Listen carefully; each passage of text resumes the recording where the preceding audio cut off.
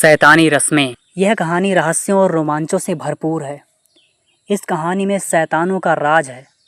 यह कहानी अच्छाई और बुराई की जंग पर आधारित है। मेरा यह दावा है कि इस कहानी के कुछ भाग सुनते ही आप मंत्रमुग्ध हो जाएंगे। इस कहानी की हमारी नायिका निक्की अनेक प्रकार के शैतानों का सामना करती है और अनेक प्रकार के आयामों में जाकर विविध प्रकार के राक्षसों से लड़कर अपने मकसद में कामयाब होकर लौटती है। तो यह रोमांच से भरपूर कहानी की शुरुआत चलिए हम शुरू करते हैं। इसमें एक प्यारी सी लव स्टोरी भी है जो आपको बांधे रखेगी। तो चलिए पहला भाग हम शुरू करते हैं। शैतानी रस्में। पहला भाग, शादी या साजिश। शादी एक ऐसा संयोग है जो दो लोगों की ज़िंदगी को पूरी तरह से बदल देता है, कभी अच्छी दिशा में तो कभी बुरी दिशा में। लोग अक्सर अपनी शादी की सफलता के लिए ईश्वर की पूजा करते हैं, उनका आशीर्वाद लेते हैं। लेकिन भैरवगढ़ में एक ऐसा परिवार भी है जो अपने यहाँ शादी में भगवान को नहीं बल्कि शैतान को पूजता है और शादी के दौरान दूल्हा दुल्हन निभाते हैं शैतान की बताई शैतानी रस्में। संध्या का समय समाप्त होने को था और रात बस गहराने वाली थी। उत्तर दिशा में स्थित ध्रुव तारा आज ना जाने क्यों मध्यम मध्यम टिमटिमा रहा था। चांद भी घने काले बादलों के पीछे से निकलने का नाम ही नहीं ले रहा था। ऐसा लग रहा था मानो किसी पर काला साया पड़ने का संयोग बन रहा हो। भैरवगढ़ में बेतवा नदी के तट पर एक पुराना पीपल का पेड़ था, सदियों पुराना। उसी पेड़ के नीचे एक तांत्रिक धूनी रमाए बैठा था। तांत्रिक अपने ध्यान में मग्न था। तभी वहाँ किसी के पायलों की छन छन और चूड़ियों के खनकने की आवाज़ सुनाई पड़ी। वो खनक हल्के कदमों से तांत्रिक की तरफ बढ़ती जा रही थी। साथ ही मौसम में भी तेजी से बदलाव हो रहा था। आसमान में बादल घुमड़ आए और बारिश पड़ने की संभावना बढ़ती जा रही थी। एक औरत सिर से लेकर पैरों तक गहनों से लदी हुई और सर पर बड़ा सा घूंघट लिए तांत्रिक के सामने आई और ज़मीन पर पैर मोड़कर बैठ गई। उसने सहमी आवाज़ में कहा, महाराज आंखें खोलिए, मुझे आपसे कुछ काम है। तांत्रिक ने धीमे से अपनी आंखें खोली और औरत की तरफ देखा। औरत दबी हुई आवाज़ में बोली, खबर आई है कि वह शादी करने वाला है। क्या ये शादी सब ठीक कर देगी? तांत्रिक ने एक बार फिर अपनी आंखें बंद कर लीं और ध्यान लगाया। कुछ देर में उसके माथे पर चिंता की लकीरें उभर आईं। उसने आंखें खोलीं और कहा, वह दोनों एक दूसरे के लिए उपयुक्त हैं। लेकिन वो औरत चौंकती हुई बोली, लेकिन क्या बाबा? तांत्रिक गंभीरता से बोला, लेकिन उन दोनों की शादी की जो भी रस्में होंगी वो वैदिक विधि से नहीं बल्कि शैतानी विधि से संपूर्ण होंगी। उन्हें निभानी भी होंगी वो शैतानी रस्में। वो औरत निराश होती हुई बोली, जाने कब तक इस परिवार को ये शैतानी रस्में निभानी होंगी। आप अच्छी तरह से जानते हैं पिछली बार इन शैतानी रस्मों के कारण क्या हुआ था। तांत्रिक रहस्यमयी आवाज़ में बोला, तुम्हारे इस सवाल का उत्तर ना तो हमारे पास था और ना आज है। बस इतना ज़रूर कहूँगा कि शैतान बलि लेगा उस घर से और एक सुहागिन की बलि। अब तुम जा सकती हो। उस औरत ने तांत्रिक को प्रणाम किया और वापस गांव की तरफ मुड़ गई। मूसलाधार बारिश भी शुरू हो चुकी थी। वो औरत थोड़ा आगे बढ़ी थी, तभी उसे महसूस हुआ कि कोई उसके पीछे है। उसने मुड़कर देखा, लेकिन पीछे गहरे सन्नाटे के अलावा कुछ भी नज़र नहीं आ रहा था। वो वहाँ से निकलने के लिए सामने घूमी तो अचानक उसे आभास हुआ कि कोई उसके सामने खड़ा है। आसमान में बिजली कड़की और उसकी चमक में उस औरत को सामने कोई दिखा। उसने तुरंत अपना घूंघट उठाकर सामने देखा तो उसके पैरों तले ज़मीन खिसक गई। वो औरत थर थर काँपने लगी। उसकी आंखों में खौफ उतर आया। उसके सामने एक भयानक साया खड़ा था। वो हड़बड़ाहट में तेज़ी से भागने की कोशिश करने लगा, लेकिन उसके पैर जहाँ थे वहीं जम गए। उसने बहुत कोशिश की लेकिन अपनी जगह से हिल नहीं पाई। तभी पेड़ के उल्लुओं की चिल्लाने की कर्कश ध्वनि सुनाई देने लगी। थोड़ी ही देर में वहाँ पर बहुत सारे सियार आकर इकट्ठा हो गए और एक साथ रोने लगे।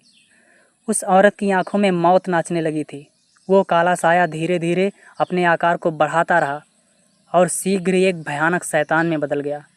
वो शैतान अजीब सी कर्कश आवाज़ में बोला, मैंने कहा था ना कि मेरे रास्ते में आने की कोशिश मत करना, लेकिन तुमने मेरी बात नहीं मानी। अब तुम्हें इसका दंड भोगना ही होगा। वो औरत हाथ जोड़ते हुए बोली, मुझे माफ़ कर दो मालिक, मैं दोबारा ऐसी गलती नहीं करूँगी। शैतान गुस्से में गुर्राते हुए बोला, तुम अब तुम अब गलती करने लायक बचोगी ही नहीं। और ये कहकर वो शैतान उस औरत के एकदम नज़दीक आया। उसने अपने लंबे नाखूनों से उस औरत का पेट चीर डाला। उस औरत की चीख बारिश की आवाज़ में दबकर रह गई। वो शैतान उसका खून पीते हुए बोला, अब बहुत जल्द मिलेगी मुझे उस परिवार की एक और बलि। हा हा हा हा। उस शैतान की खौफनाक हंसी पूरे जंगल में गूंज उठा था। एक तरफ जहां भैरवगढ़ में शैतान को अब इंतजार था एक नई सुहागिन का, तो वहीं दूसरी तरफ भैरवगढ़ से दूर गोवा में एक चर्च के बाहर ब्लैक कलर की कार आकर रुकी। कार का दरवाज़ा खुला और उसमें से वाइट कलर का वेडिंग गाउन पहने एक खूबसूरत लड़की बाहर निकली। जैसे ही वो चर्च की तरफ बढ़े, हवा का तेज झोंका चला और वो लड़की रुक गई। एक पल के लिए उसे लगा कि जैसे कोई उसे चर्च में एंटर करने से रोक रहा हो। हवा के कारण उसके काले घुंघराले बालों ने उसका चेहरा ढक लिया था। अपने बालों को चेहरे से हटाते ही उस लड़की ने आसपास देखा तो वहाँ कोई नहीं था। वह पीछे मुड़ी और कार के पास जाकर बोली, पीयूष, कार में बैठे ही रहोगे या बाहर भी निकलोगे? उस लड़की की आवाज़ कोयल जैसी मीठी थी, रंग दूध जितना गोरा। उसका यौवन बसंत की पहली बयार जैसा था, जो कि किसी को भी मोहित कर लेती। तभी कार की दूसरी साइड का दरवाज़ा खुला और उसमें से एक हैंडसम लड़का बाहर निकला। उसके बाहर आते ही लड़की ने उसे गले लगा लिया और बोली, पीयूष, मुझे विश्वास नहीं हो रहा है कि आज मेरी शादी है। मुझे लाइफ की सारी खुशियाँ मिल गई आज। जहाँ लड़की बहुत खुश लग रही थी, वहीं लड़के के चेहरे को देखकर एक ऐसा लग रहा था कि वो शादी से खुश कम और परेशान ज़्यादा है। उसके चेहरे पर एक अजीब सी घबराहट साफ नज़र आ रही थी। लड़का मन ही मन बोला, निकी, मुझे नहीं पता कि इस शादी से मैं तुम्हें जीवन की सारी खुशियाँ दे रहा हूँ या सिर्फ अपना जीवन खुशहाल बना रहा हूँ। थोड़ी देर में दोनों लोग फादर के सामने थे। फादर के कहने पर पीयूष ने निक्की को रिंग पहनाई और फिर उसके होंठों को चूम लिया। चर्च तालियों के शोर से गूंज उठा। निक्की की आंखों से खुशी के आंसू बह निकले। पीयूष बोला, क्या हुआ? निक्की पीयूष से लिपट गई और रूंधे गले से बोली, कुछ नहीं पीयूष, बस विश्वास नहीं हो रहा है कि हम दोनों पति पत्नी बन चुके हैं। मैंने कभी सपने में भी नहीं सोचा था कि एक दिन मेरा भी परिवार होगा। निक्की की बात सुनकर पीयूष मुस्कुरा दिया, लेकिन उसके मन में काफ़ी उथल पुथल मची हुई थी। वो मन ही मन बोला, खुश तो मैं भी बहुत हूँ तुम्हें पाकर, इसलिए तुम्हें लेकर कहीं दूर चला जाऊँगा जहाँ मेरे परिवार और अतीत की परछाई तुम पर ना पड़े। पीयूष 10 दिन पहले ही गोवा आया था और होटल की सर्विस मैनेजर निक्की को अपना दिल दे बैठा था। निक्की भी पीयूष की जिंदा दिली के आगे अपना दिल हार बैठी थी। वरना एक अनाथ लड़की जिसका अब तक जीवन सिर्फ संघर्षों में बीता था, उसके लिए प्यार जैसे शब्दों से कोई मायने नहीं थे। पीयूष ने इन 10 दिनों में उसे जीवन के हर उस पहलू से रूबरू करवाया था जिसके बारे में निक्की ने कभी सोचा ही नहीं था। निक्की को उसका प्रिंस चार्मिंग मिल चुका था, लेकिन बहुत जल्द उसे ये समझ आने वाला था कि ज़िंदगी कोई परी कथा नहीं होती। निक्की और पीयूष ने एक दूसरे का हाथ पकड़ा और वहाँ से वापस जाने के लिए एक कदम आगे बढ़ाया ही था कि तभी चर्च के मेन गेट से कुछ लोग तेज़ी से अंदर दाखिल हुए, जिन्हें देखकर पीयूष हैरान रह गया। वो सभी लोग विशेष किस्म की पोशाक पहने हुए थे। ऐसा लग रहा था मानो किसी रॉयल फैमिली के गार्ड्स हों। उनमें से एक अधेड़ उम्र का आदमी पीयूष के सामने आया और सर झुकाकर बोला, छोटे राजकुमार, हम आपको लेने आए हैं। निक्की ने जब सुना तो उसे अपने कानों पर विश्वास नहीं हुआ। वो पीयूष से बोली, पीयूष, ये आदमी क्या कह रहा है? इसने तुम्हें राजकुमार कहा? पीयूष उस आदमी की तरफ देखकर बोला, भवानी सिंह, तुम यहाँ क्या कर रहे हो? भवानी सिंह बोला, राजा साहब और रानी माँ ने आप दोनों को सुरक्षित भैरवगढ़ लाने को कहा है। वो दोनों आपकी शादी की खबर सुनकर बहुत खुश हैं और चाहते हैं कि छोटी रानी भी भैरवगढ़ में होने वाली उन सभी रस्मों को निभाएं जो कि वहाँ की हर नई दुल्हन निभाती है। रस्मों की बात सुनते ही पीयूष का गला सूख गया। उसकी आंखों में अजीब सा डर दिखाई देने लगा। वहीं इन सबसे अनजान निक्की पीयूष को झचकोरते हुए बोली, पीयूष, ये क्या हो रहा है? कौन है ये लोग? तुम्हें राजकुमार कहकर क्यों बुला रहे हैं? तभी भवानी सिंह बुलंद आवाज़ में बोला, क्योंकि ये हैं भैरवगढ़ रियासत के महाराज विक्रम सिंह गहलोत के सबसे छोटे बेटे और हमारी प्रजा के चहेते हमारे छोटे राजकुमार पीयूष सिंह गहलोत। निक्की ने यह सुना तो उसके होश उड़ गए। उसने उत्सुकतावश पीयूष की तरफ देखा तो उसने भी सहमति से अपना सर हिला दिया। निक्की हैरानी भरी आवाज़ में बोली, तुमने मुझसे झूठ बोला पीयूष? मैंने तुमसे कोई झूठ नहीं बोला निक्की। पर तुमने मुझे राजकुमार होने की बात भी नहीं बताई, निक्की भड़कते हुए बोली। हाँ, क्योंकि मुझे डर था कि मेरी सच्चाई जानने के बाद शायद तुम मुझे प्यार ना करो। निक्की को यह सब सपना ही लग रहा था। तभी पीयूष भवानी सिंह से बोला, तुम जा सकते हो और पिताजी से कह देना मैं भैरवगढ़ नहीं आऊँगा और यही मेरा आखिरी फैसला है। भवानी सिंह जानता था कि पीयूष अपनी बात का पक्का है। वो वापस जाने के लिए मुड़ा ही था कि तभी निक्की की आवाज़ गूंजी, रुको। भवानी सिंह और उसके आदमी अचंभे में पीछे मुड़े। निक्की गंभीर आवाज़ में बोली, मैं और पीयूष आपके साथ भैरवगढ़ चलेंगे। पीयूष बोला, निक्की ये क्या है? निक्की बोली, बचपन से ही मैं प्यार के लिए तरसती रही हूँ पीयूष, और आज जब मुझे तुम्हारे साथ साथ परिवार का भी प्यार मिलने जा रहा है तो मैं इसे खोना नहीं चाहती। मैं भी हर नई दुल्हन की तरह शादी की सभी रस्में निभाना चाहती हूँ, परिवार वालों का दिल जीतना चाहती हूँ। ये सब इतना आसान नहीं है निक्की, पीयूष लगभग कांपती आवाज़ में बोला। हाँ, लेकिन जब आपको कोई सबसे ज़्यादा प्यार करने वाला मिल जाता है तो उसके साथ से आप मुश्किल से मुश्किल काम भी आसानी से पूरा कर लेते हो। निक्की की आंखों में दृढ़ निश्चय था, तो वहीं पीयूष की आंखों में डर के भाव। वो मन ही मन बोला, निक्की तुम नहीं जानती, जिन रस्मों को तुम्हें भैरवगढ़ में निभाना पड़ेगा वो तुमसे तुम्हारा वजूद तक छीन लेंगी। जहाँ निक्की के चेहरे पर संतोष और खुशी थी, वहीं पीयूष के चेहरे पर चिंता के बादल मंडरा रहे थे। और इन सबसे अलग भवानी सिंह अपने फ़ोन में एक मैसेज टाइप कर रहा था, वो दोनों भैरवगढ़ आ रहे हैं, आप रस्मों की तैयारी शुरू कर दीजिए। भवानी सिंह के चेहरे पर एक रहस्यमय मुस्कान थी। क्या निक्की और पीयूष भैरवगढ़ की शैतानी रस्मों का सामना कर पाएंगे? क्या निक्की का प्यार उसे इस खौफनाक साजिश से बचा पाएगा? जानने के लिए सुनते रहिए शैतानी रस्में। भैरवगढ़ की छोटी रानी, दूसरा एपिसोड। निक्की के भैरवगढ़ जाने के फैसले को सुन पीयूष के चेहरे पर आशंकाओं के बादल घिर रहे थे। उसने घबराई आवाज़ में कहा, निक्की मुझे डर लग रहा है कि कहीं तुम उन सब परंपराओं और रस्मों से परेशान ना हो जाओ जो मेरे यहाँ निभाई जाती हैं, क्योंकि एक बार हम वहाँ चले गए तो उन्हें निभाने के अलावा हमारे पास और कोई रास्ता नहीं बचेगा। मेरे परिवार वाले बहुत रूढ़िवादी हैं, तुम परेशान हो जाओगी वहाँ। निक्की ने उसके हाथ के ऊपर अपना हाथ रखा और दिलासा देते हुए बोली, मेरा विश्वास करो, मुझे कोई प्रॉब्लम नहीं होगा पीयूष। आफ्टर ऑल मुझे तुम्हारे कल्चर के बारे में कितना कुछ जानने को मिलेगा। हम भैरवगढ़ जरूर जाएंगे। पीयूष ने आखिरकार उसकी जिद के आगे झुकना ही ठीक समझा।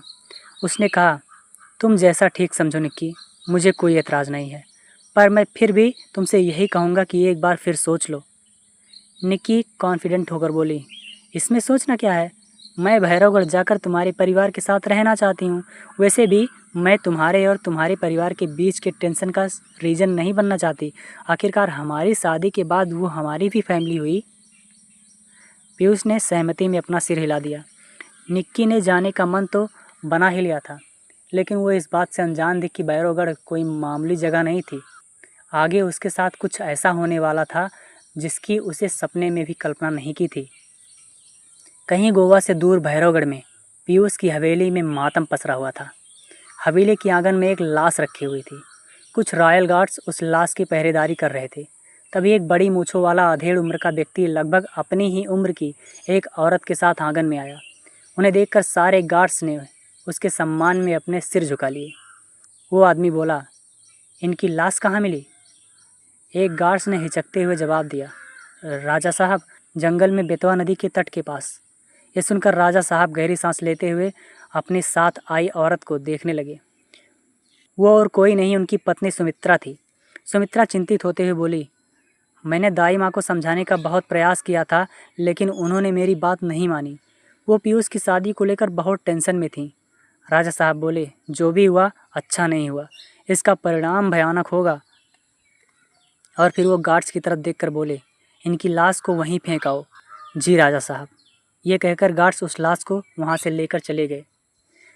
राजा साहब सुमित्रा की तरफ मुड़े और बोले, उसके स्वागत की सारी तैयारियां शुरू हो चुकी हैं?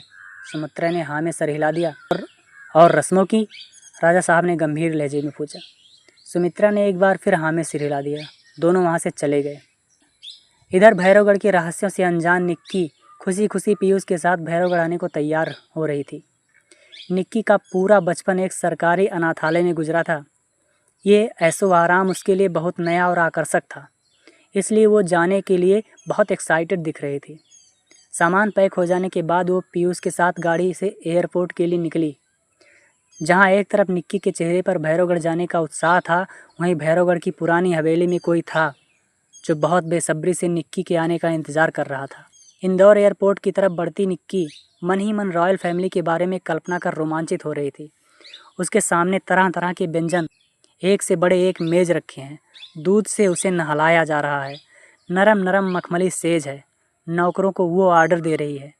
अचानक वो खुशी से चिल्ला उठी, आज तक सिर्फ फिल्मों में देखा था क्वीन कैसे रहती हैं, आज मैं खुद क्वीन बनने जा रही हूँ। ओह!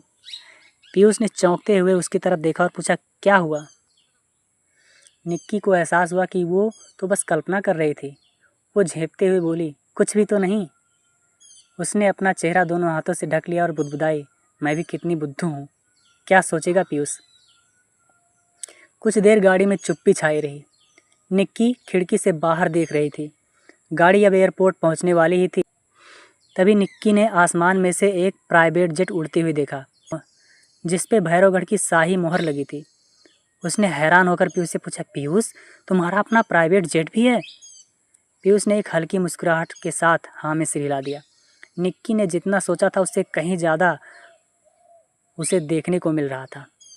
अब वो जल्द से जल्द भैरवगढ़ पहुंचना चाहता। हालांकि पीयूष उसके इस फैसले से खुश नहीं था। वो मन ही मन चिंता से घिरा हुआ था, जैसे कि वो किसी बड़ी अनहोनी की तरफ बढ़ रहा हो। दोनों पीयूष के प्राइवेट जेट में बैठ गए। कुछ ही देर में जेट इंदौर के लिए टेक ऑफ कर गया।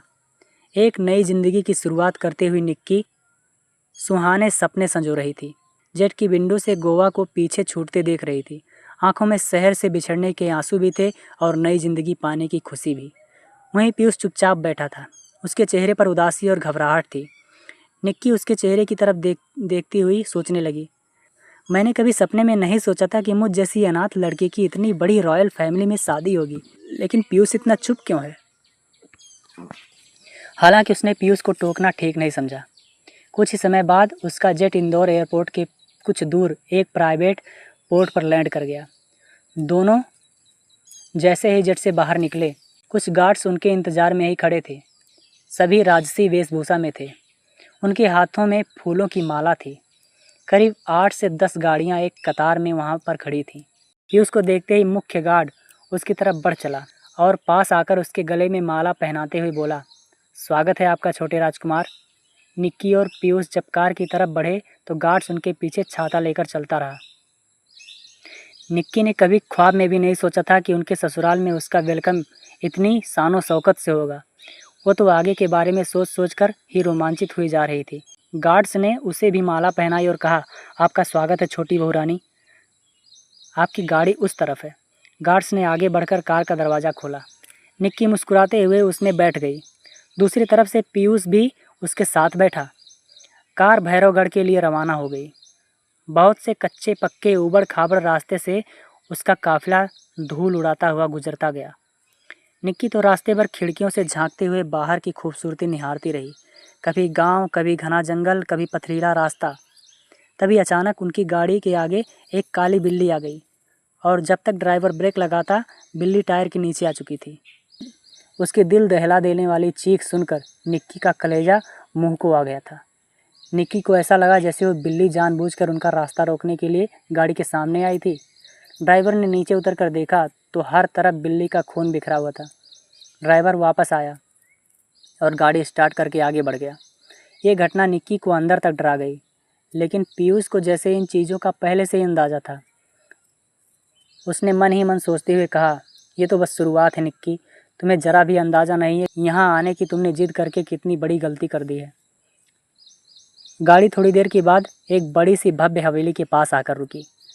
वो हवेली एक बड़े से भूभाग में फैली हुई थी। उसकी भव्यता के क्या कहने। राजा महाराजा के ज़माने में महलों की तरह ही वो हवेली दिख रही थी। बड़ी बड़ी अटारियाँ, ऊंचे ऊंचे गुंबद, ढेरों चौबारे और हवादार कमरे। निक्की गाड़ी से उतरी और सामने देखते ही उसकी आंखें फटी की फटी रह गईं। उसके मुंह से अकस्मात ही निकल गया, ओह वाह, इतना बड़ा पैलेस! निक्की के लिए यह दृश्य बेहद ही मनमोहक था। हवेली के द्वार पे पीयूष की माँ सुमित्रा, भाभी और कुछ औरतें आरती का थाल लिए खड़ी थीं। सुमित्रा ने निक्की की आरती उतारी और माथे पर कुमकुम का टीका लगाया। अपना ऐसा भव्य स्वागत देखकर निक्की की खुशी का ठिकाना नहीं रहा। उसके कमरे तक रास्तों पर फूल बिछाए गए थे। उसके कदम धीरे धीरे हवेली के अंदर प्रवेश कर रहे थे और मन ही मन में सवाल बार बार आ रहा था, कितने रॉयल तरीके से मेरा स्वागत हो रहा है। अमीरों की बात ही कुछ और होती है। ना जाने क्यों पीयूष मुझे यहाँ लेकर आना नहीं चाहता था। अपने ही ख्यालों में खोई निक्की ने भी यह ध्यान नहीं दिया कि उसके माथे पे लगाए गए कुमकुम का रंग लाल नहीं बल्कि काला था।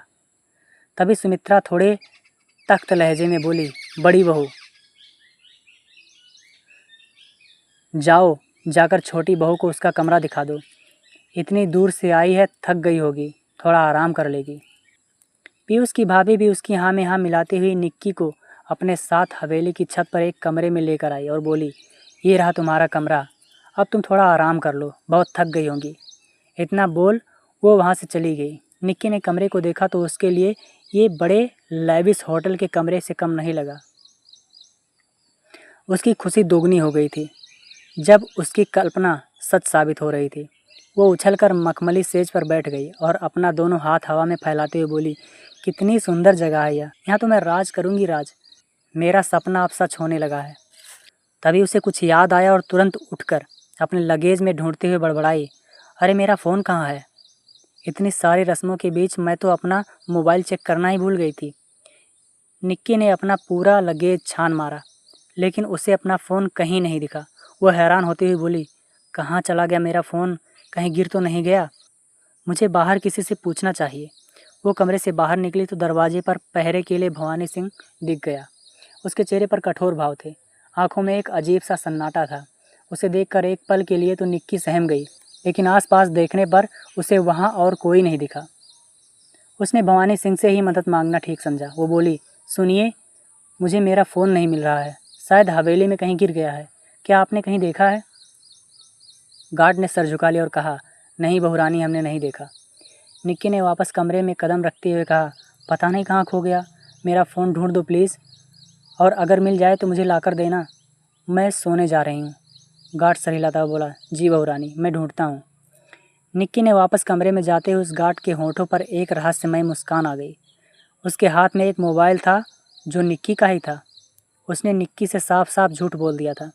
गार्ड मोबाइल को देखते हुए मुस्कुराया और बड़बड़ाया, अब ये मोबाइल आपको नहीं मिलेगा बहुरानी।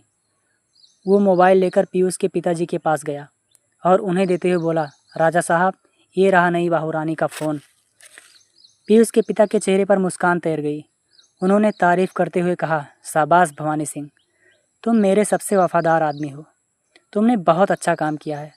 भवानी सिंह उसके सम्मान में सर झुकाकर बोला, ये तो हमारा सौभाग्य है राजा साहब, आप हमारे माई बाप हो, आपके मुंह से निकले शब्द हमारे लिए पत्थर की लकीर है।